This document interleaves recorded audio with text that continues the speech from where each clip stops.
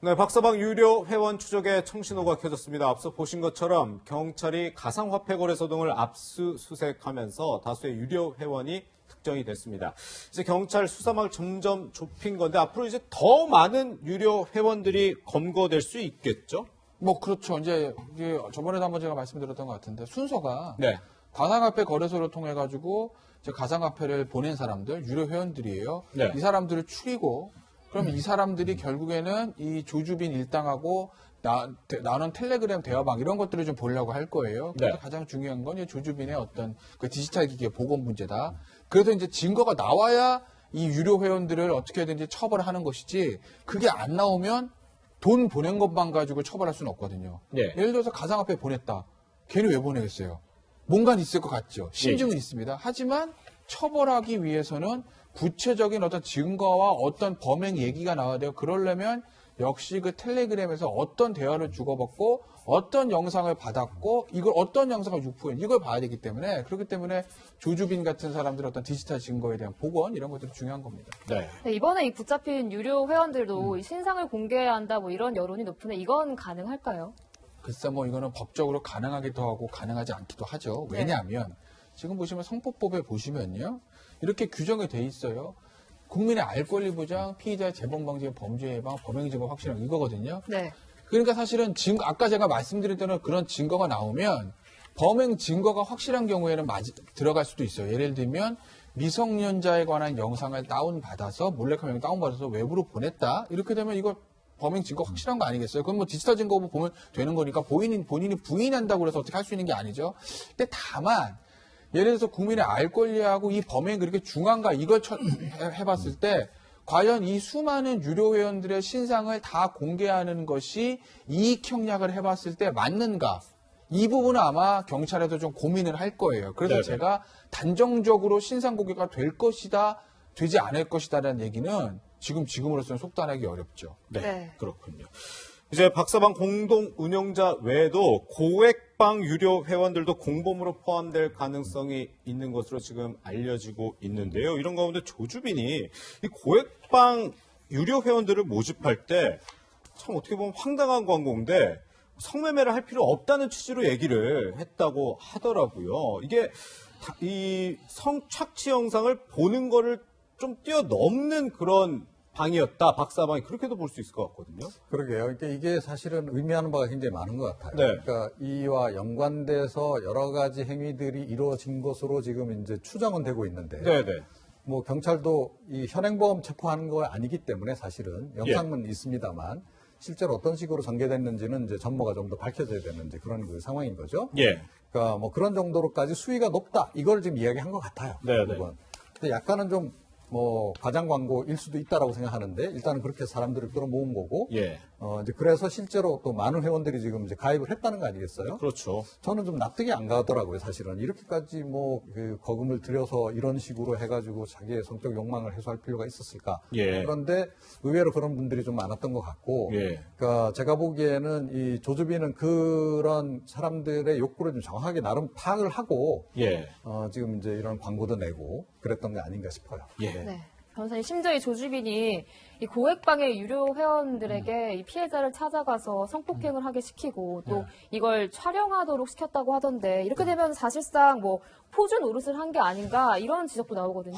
그런 단순히 뭐 그런 거가 넘어서는 거죠. 네. 왜냐하면 그런 경우에는 그냥 성매매인데 이건 네. 성폭행이거든요. 예. 예. 그러니까 이렇게 되면은 이 시킨 조주빈 그다음에 그걸 따라서 한 그 일당들은 전부 다 그 일종 회원들이겠죠. 유료원들 일부입니다. 네. 그거는 사실은 어떻게 보면 성폭행은 공동정범이 되는 거예요. 단순한 교사범의 문제가 아니라 공모해서 이렇게 성범죄를 저질렀다. 그리고 그걸 촬영해서 외부로 유출했다. 그러면 이제 이게 이제 성폭법상에 보면 그 일종의 뭐라 그럴까요? 성폭행의 공동정범이 되는 거고 거기다가 몰래카메라 범죄까지. 그래서 죄증은 또 높아지는 거고 어떤 의미에서 보면 단순히 영상을 유포한 것보다 죄질로서는 이 부분이 제일 안 좋은 거죠. 아, 그래요. 그렇군요. 이런 가운데 이제 법원이 텔레그램 성착취 대화방을 홍보하면서 N번방 통로 역할을 한 왓치맨 전모 씨에 대해 추가적으로 구속 영장을 발부했습니다. 이게 당초에 검찰이 3년 6개월 구형하면서 이게 솜방망이 처벌 아니냐 하면서 어제 재판이 다시 열렸던 건데 사실 굉장히 좀 충격적이었던 게 저는 재판에 이 전모 씨가 한 발언 중에 글쎄요, 엠번방과 관련된 인물인데 사회에 무리를 일으킨 점을 반성한다고는 하지만 내가 하지 않은 일로 가족이나 지인이 고통받는 건 못 참을 것 같다. 이렇게 얘기를 했단 말이죠. 그러니까요. 그러니까 뭐 약간 좀 그 재판부를 협박하는 듯한 발언 같기도 하고 아, 예, 예. 좀 이제 그래요. 근데 글쎄요. 이게 저는 모르겠습니다. 제가 보기엔 이 사건 자체가 통상적인 그 이성을 가진 또는 상식을 가진 사람들이 생각하는 선을 좀 넘는단 말이에요. 예. 구체적인 내용을 다 이 방송에서 얘기할 수 없는 거고, 그렇죠. 조금 전에 예. 이제 김태현 변호사도 일부 이제 얘기는 하긴 했습니다만, 그 죄질 자체가 굉장히 좀 질이 나쁘고 수위가 또 굉장히 높단 말이에요. 네. 근데 그런 것을 이제 감히 이제 기획을 하고 실행을 하고 할 정도면 이 정말로 확신범이 아니면 이건 안 되는 거다. 네. 그리고 그런 면에서 약간 제가 보기에는 좀 정상적인 관점, 사람의 관점에서 우리가 이걸 봐서는 안 되는 거다라고 보고요. 예. 그리고 이제 이 조주빈도 포함해서 이 사람들이 지금 이제 본인들이 체포가 되고 재판에 넘겨지고 이런 과정에서 보이는 그런 일련의 행동들도 보면 네네. 상당히 중간중간에 보면 공격성이 드러나는 것 같아요. 네. 그래서 이 사람들의 성향 자체를 우리가 보통의 사람들을 보는 관점하고는 좀 다른 관점에서 봐야 된다. 네. 그런데 상당히 공격적으로 대응을 하고 있고 공격적인 그런 반격을 통해서 뭔가 반전을 꾀하려고 하는 그런 부분들이 언뜻 좀 눈에 좀 띄는 것 같습니다. 네. 네, 이 박사방의 원조격이라고 하죠. 이 엠번방을 만든 시초를 만든 인물로 알려진 갓갓 이야기도 해보겠습니다. 변호사님. 네. 사실 그동안 경찰이 추적에 좀 어려움을 겪었는데 민감리 경찰청장이 좀 의미 있는 얘기를 했습니다. 그렇죠. 이제 사실 이 각각이라는 사람의 수배돼서 추적하고 있는 지 오래됐고 아마 네. 경북지방경찰청에서 추적하고 있는다는 거로 봐서 대구 경북 쪽 있을 가능성이 높죠. 그런데 지금 민감로청장이 무슨 얘기를 했냐면 어제 보시면 상당히 의미 있게 접근한 상태다. 추적 중이라 구체적 언급 어려워. 네. 자, 밑에 얘기. 추적 중이라 구체적 어려운 너무나 당연한 얘기입니다. 예. 이거는 얘기하면 안 되는 거죠. 근데 위에 문장을 좀 보시자고요. 상당한 의미 있게 접근한 상태라는 얘기는 청장 입장에서 보면 저렇게 얘기했는데 그리고 나서 한 달 동안 못 잡으면 이거 굉장히 우스워지는 거거든요. 네. 청장이 공개적인 자리에 나와서 자, 상당히 의미 있게 접근한 상태다라고 이제 언급을 했다는 얘기는 정말 수일 내에 잡을 수 있을 정도로 포위망이 좁혀졌다는 겁니다. 아마 곧 저 각각에 대한 검거 소식이 저는 들어올 거라고 봅니다. 청장이 저 말로 미루어 봤을 때. 네. 이렇게 사회적으로 연일 큰 논란이 되고 있는 엠번방 사건. 그런데 이 사건을 공작으로 보는 시선도 있나 봅니다. 어떤 얘기인지 한번 들어보시죠. 어느 순간 튀어나온 발언이 아니라 성명을 냈지 않습니까?